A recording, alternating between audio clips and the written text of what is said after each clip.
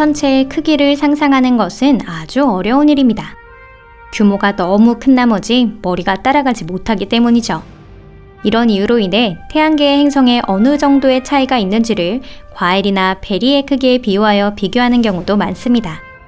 예를 들어 지구가 자두라고 하면 달은 블랙커런트, 화성은 체리, 천왕성과 해왕성은 멜론이라는 식으로 말이죠. 하지만 태양은 지금 든 행성을 모두 합친 것보다 크기 때문에 비유할 만한 과일이 없습니다. 굳이 과일의 크기를 기준으로 삼는다면 태양은 2층 건물과 같은 정도의 지름을 가진 거대한 과일이 돼요.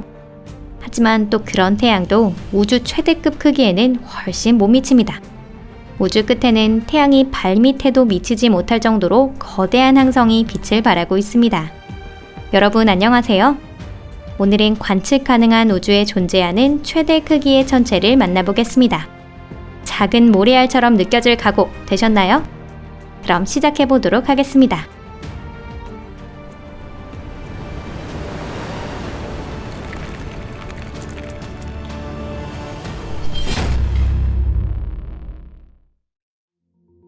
최대가 무엇인가?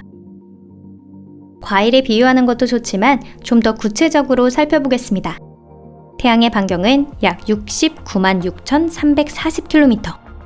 이는 지구 반경의 약 109배에 해당하는 크기입니다. 큰 항성의 크기는 태양의 반지름을 기준으로 나타내는 경우가 많은데요. 일종의 국제 도량 형국 역할을 하고 있는 셈입니다. 또한 다른 항성의 물리적 성질 역시 태양과 비교하여 인식되는 경우가 많아요. 그럼 어떤 이유로 우주 최대의 항성이라고 불리는 것일까요? 우선 그러한 항성은 모두 지구에서 매우 먼 곳에 있으며 모든 별이 완전하게 관측된 것은 아닙니다. 전문가가 최대라고 해도 이는 발견한 항성 중 최대라는 의미일 뿐이죠. 게다가 목표 항성이 있는 곳으로 직접 줄자를 가져가서 잴 수도 없는 노릇이고요. 그러니 우리 곁에 있는 것은 모두 추정치에 불과하고 항성의 반경 역시 대략적인 범위로만 알려져 있는 것들도 많습니다. 또한 항성에는 뚜렷한 경계가 없고 대기가 광범위하게 퍼져 있는 경우도 있기 때문에 항성 표면이 어디까지 이어지고 있는지 판단하기 어려운 경우도 드물지 않아요. 우리가 알고 있는 항성의 일부는 병광성으로 깜빡이거나 주기적으로 밝기와 크기를 크게 변화시키기도 합니다. 이는 다시 말해 우주 최대 항성을 결정하는 데 있어 공평한 판단을 내릴 수 없다는 뜻이기도 해요. 하지만 측정 기기나 측정 방법은 나날이 발전하고 있습니다. 앞으로 더 정확한 측정을 할 수 있게 되면 분명 이 랭킹도 수정될 확률이 높겠죠? 지금으로서는 현재 알려진 우주 최대급 항성들을 살펴보도록 하겠습니다. 베텔게우스. 오리온 자리의 왼쪽 어깨 부분, 지구에서 9번째로 밝게 보이는 별이 있습니다. 빨갛게 빛나는 그 별은 육안으로도 확인할 수 있고 망원경을 사용하면 표면이나 문양까지도 볼 수 있어요. 그런데도 베텔기우스는 지구에서 600광년이나 떨어져 있습니다. 그렇다면 그 크기가 가늠이 가시나요?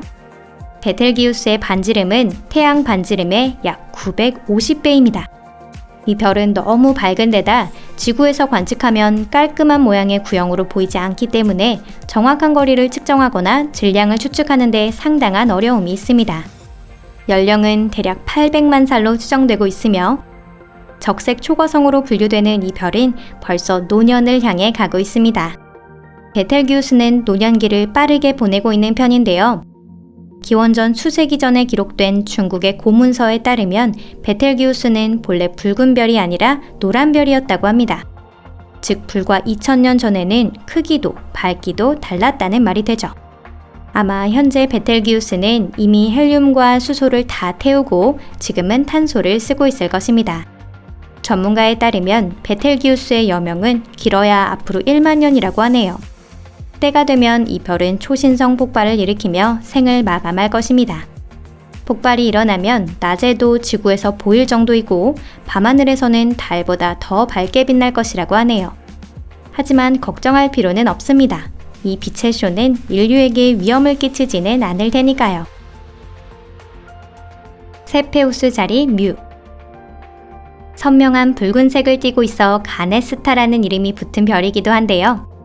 세페우스 자리에 위치해 있는데 이 별은 요즘 전문가들 사이에서 비교적 삭막한 이름으로 불리고 있습니다. 바로 세페우스 자리 뮤.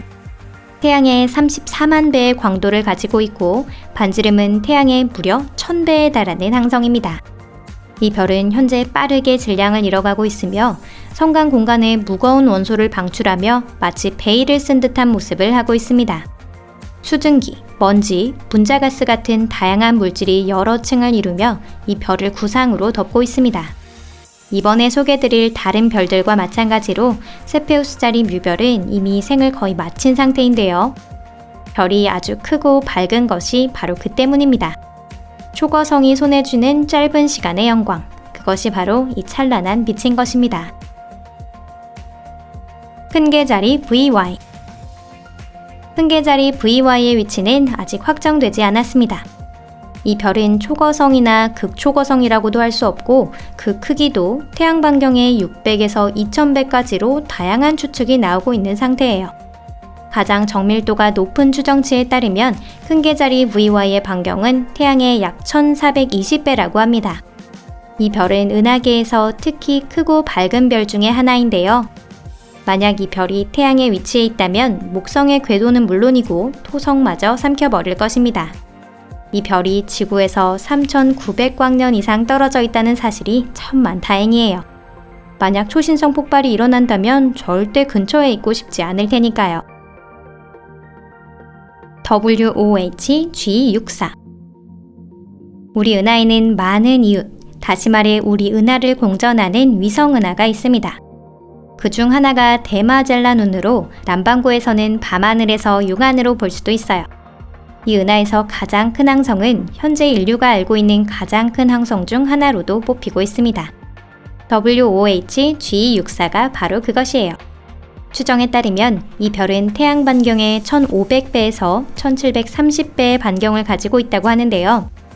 태양계로부터의 거리는 16만 3천 광년이라고 하는 터무니없이 먼 곳에 위치해 있습니다. 엄청난 크기를 가지고 있지만 질량은 원래 태양의 25에서 40배밖에 되지 않으며 지금은 더 가벼워져서 이미 질량의 3분의 1을 잃었습니다.